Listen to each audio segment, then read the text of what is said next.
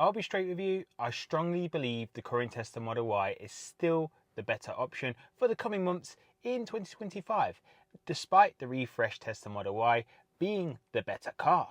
If you're questioning my sanity, you'll be right to do so because I've spent far too much time thinking about this all.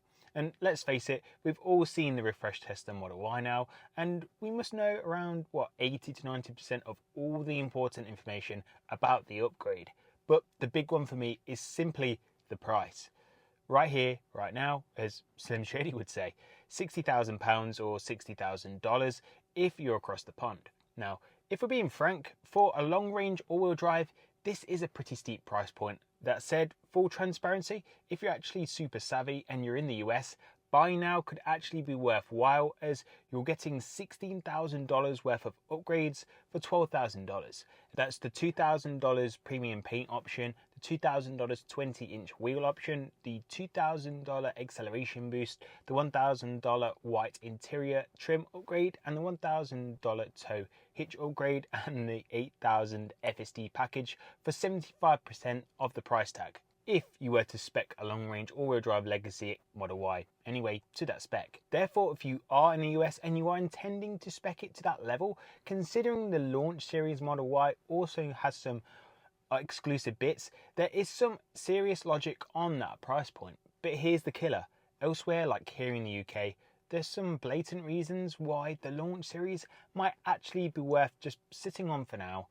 Don't get me wrong, it's definitely an upgrade over the Model Y, but if you're wanting or you need a Tesla right now and can't wait for the launch series to subside, I think you should opt for a new legacy Tesla Model Y, or alternatively just hold out for the regular production series. So if you're interested in learning a little bit more, I'd appreciate if you could just drop the video a cheeky like, subscribe if you haven't already. Right, let's get into the thick of it. So if you've seen any of my other videos about the then rumoured Tesla Model Y, I was super consistent on 2 points. There was no guarantee that this new model would be cheaper when it was released, and the second one I placed more emphasis on was that I thought this would indefinitely be more expensive to finance, just like the refreshed Tesla Model 3 was when that was first introduced. PCP finance is the UK's finance method of choice, apparently making up to around 9 out of 10 purchases. So at 7.5% APR, the refreshed Tesla Model Y launch series is indefinitely pricing out a lot of consumers for now.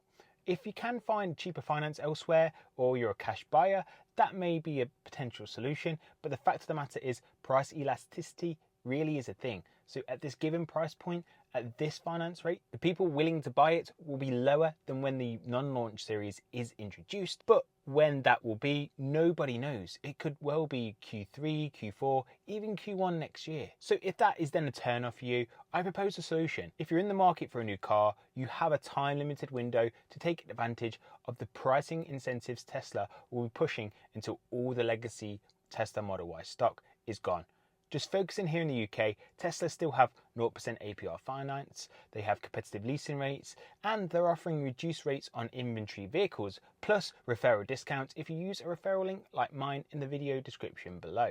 Even when Tesla actually introduced the model trims for the refresh after the launch series, this should include cheaper models. Even then, the rates aren't likely to be 0% as they are today. At face value, just the monthly price difference is £375 per month for the long-range all-wheel drive Model Y, or £439 per month if you opt for the cheaper long-range rear-wheel drive variant versus the launch series. But the question then is, are you then getting less car for your money then, Adam? As a result, well, here's the thing. Hitting up with the range, comparing apples to apples with the all-wheel drive versions, you will gain 22 miles more range in WLTP terms, primarily driven from efficiency gains rather than a new battery pack, and I truly believe that it does actually deliver that small step in range. But the crux of it all is that how often are you actually going to be driving and getting to the point where you actually do need that extra 22 miles in the first place? For most people, that's probably less times than you have fingers on one hand.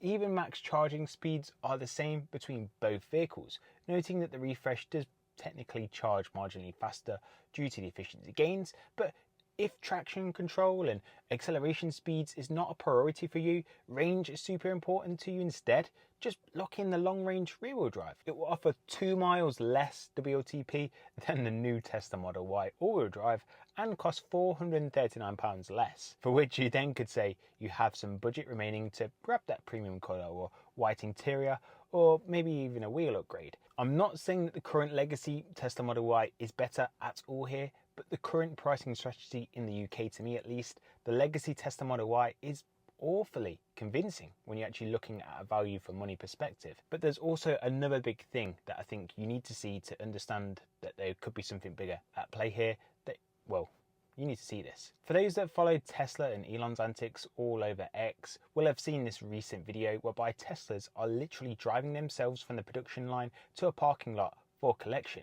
Yes, you heard that right. By utilising their FSD technology, they can do this, and we know FSD supervised has continually developed quite substantially over the past year. So much so Tesla are actually targeting a limited release window of actually unsupervised FSD in Texas in June 2025. If you look closely at this video though, there's no refresh Tesla Model Y in sight here. It's literally the hardware 4 powered Tesla Model Y and the Tesla Model 3. And what FSD hardware does the current Tesla Model Y have, you ask? Hardware 4, and so does the refresh Tesla Model Y. Therefore, it makes you wonder, when it comes to FSD performance, how similar will the performance be, considering that they actually have the same FSD computer and the same camera hardware. Noting that the refresh does have this new front bumper camera, for which I understand is not actually utilised for FSD just yet, on the only vehicle that does have it, being the Cybertruck. Therefore, will Tesla use it at some point for FSD purposes? Yeah, I guess they will do it in the future to help with performance perhaps, but as of now, we've not been told that it's crucial for performance at all. Therefore, to reiterate this point, you have a time limited window to get a deal on a brand new current Tesla Model Y with hardware for FSD, and that should make it to FSD supervised in the future. That isn't the only reason. There are just a couple of other points that I do want to highlight before concluding the video. Again, this point will vary from market to market, but both the UK and the US have some time sensitive deadlines to be wary of. Here in the UK, the inclusion of the luxury car tax or the expensive car tax supplement for cars valued over £40,000 will apply to EVs when bought brand new from the 1st of April 2025. Now, this refresh Tesla Model Y won't be released until May 2025. Therefore, unless there are any incoming changes to this incoming tax change, the £425 charge will apply in addition to the new standard VED rate of around £190 for a yearly total of over £600.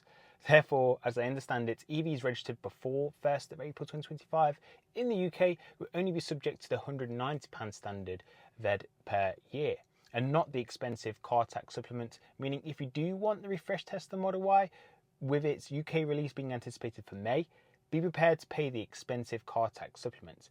This is something I wish the government had not have introduced, or even just increased the threshold to say 55,000 or 60,000, but hey ho, there's literally nothing that we can do about it right now. Over in the US, a similar deadline could be looming over the cancellation of the US federal tax credit, and I won't claim to be an expert on this, but I'm just saying it can be removed at any point, so be prepared for its removal and potentially consider if it's worth utilising it before it does go. So to conclude, if you want access to a Tesla Model Y almost immediately and you're looking to do so in the most cost-effective manner, give the current Tesla Model Y a chance. The range isn't much different and the charging speeds aren't much different, and the FSD hardware is essentially the same unless they do incorporate that front bumper camera at a later point. If you want the latest tech, the better suspension setup, the upgraded interior and the exterior looks, and the price difference isn't a driver for you, then the upgraded Tesla Model Y right now is probably a no-brainer choice for you. At the end of the day, I can't wait for the non-launch series to release because they're going to be pretty competitive over the years to come with a better price point and just what it has to offer. If you've been sold on the legacy Tesla Model Y, please feel free to take a look at my new Tesla Model Y playlist for what to expect with it. Do also take a look at the links in the video description. I also have some new Jawa accessories to install, for which we'll make a great video over the coming weeks. As you can see, this is kind of broken, so I've got something to fix that. Don't forget to like the video, subscribe if you haven't already. I'll see you in the next one. Ciao.